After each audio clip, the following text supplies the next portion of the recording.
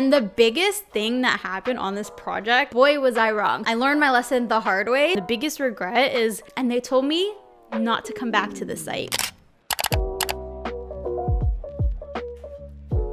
So last month, I had the opportunity to assist a very well-known artist named Mo Thunder on a outdoor mural, and this was the first time that I was ever doing an outdoor mural, so I also got the opportunity to be mentored by them. To start off this crazy experience, let me tell you that I literally pulled up to the site with nothing but vibes. I had no idea what we were doing. I literally got the outline of the mural the day before, just pulled up only to find out that we were painting with spray paint. And me, I had never ever painted with spray paint in my life, so I had zero idea what to expect with this. And let me tell you, my number one lesson with using spray paint: cut your freaking nails. If you know me, I always love to have long nails, and now you can see my nails are short, and it's literally because of this project. When you use spray paint, you have to literally push down on the cap, and because my nails were so long, my nail was hitting the tip before my finger would. So imagine like pressing down, but it's like pressing down like this, so your nail's hitting it. So I was feeling pain all throughout my hand because I was pressing down so hard because my nail wouldn't make the paint come out of it.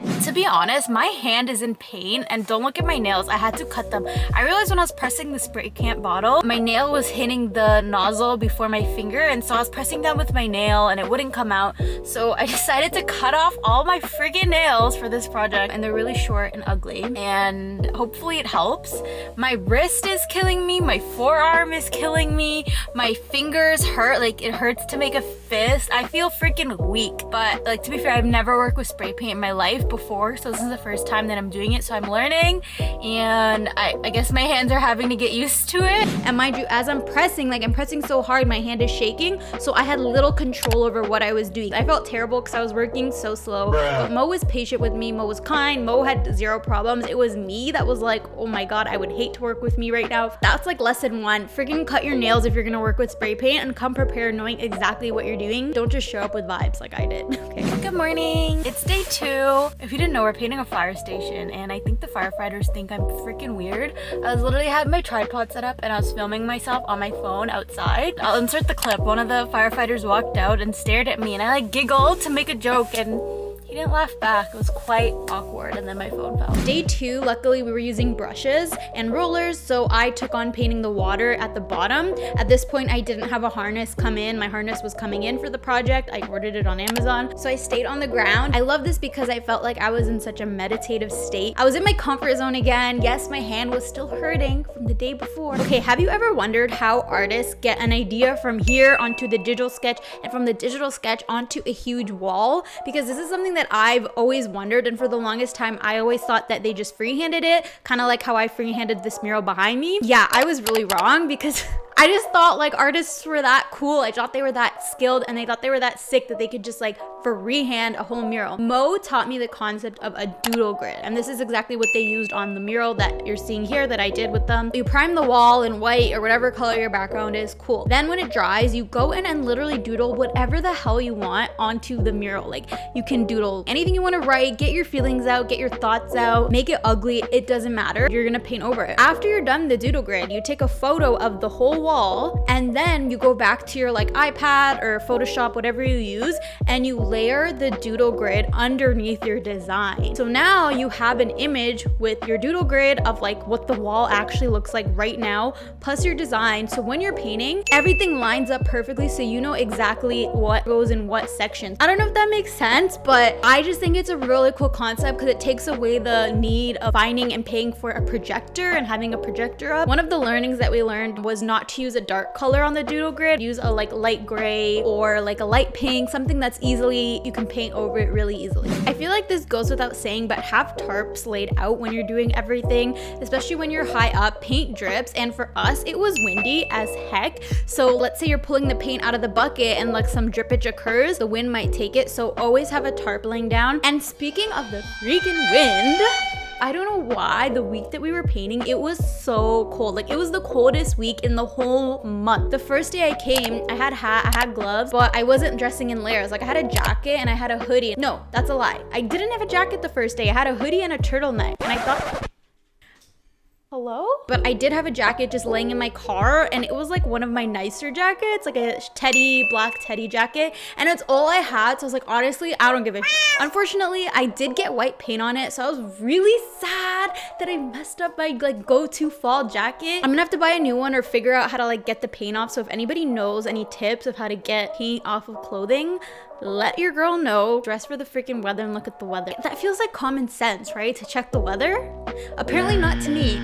And the biggest thing that happened on this project, and the biggest learning that I had, and the biggest regret is, okay, let me tell you the stories. With the project, we were supposed to get our own insurance. And the way the project went about was there was a really quick turnaround time. And of course, this being my first mural project, I had zero idea of what insurance to get. Does the company pay for it? I asked them to send me some examples of insurances to get, and thankfully they did. I'm like, okay, well, is this something you guys can cover as for the artist? I guess maybe they were discussing it. For whatever reason, they didn't get back to me. So then, you know, whatever, I just went and I painted, and I was like, if it's that big of a deal, they'll let me know. Then on the day before the last day, I got an email and they told me not to come back to the site. And I was like, for one, pretty upset, because I'm like, well, this is the last day and I had already promised Mo that I'd be there to help them finish it. But then also I kind of felt like sad. I guess it's common sense. I did sign a contract, so that was also my mistake and my regret of not getting it right away. My learning from this in the future is to not start the project until like that's been cleared up, or to ask to start later until I do have insurance. I just felt really guilty that I wasn't able to help Mo finish up the touches on that final day, and I was like, this is also just a bad look for me on the company. To be honest, at first I was upset, but I do get why companies want artists to get insured, because like for one, let's say something happens to me and I fall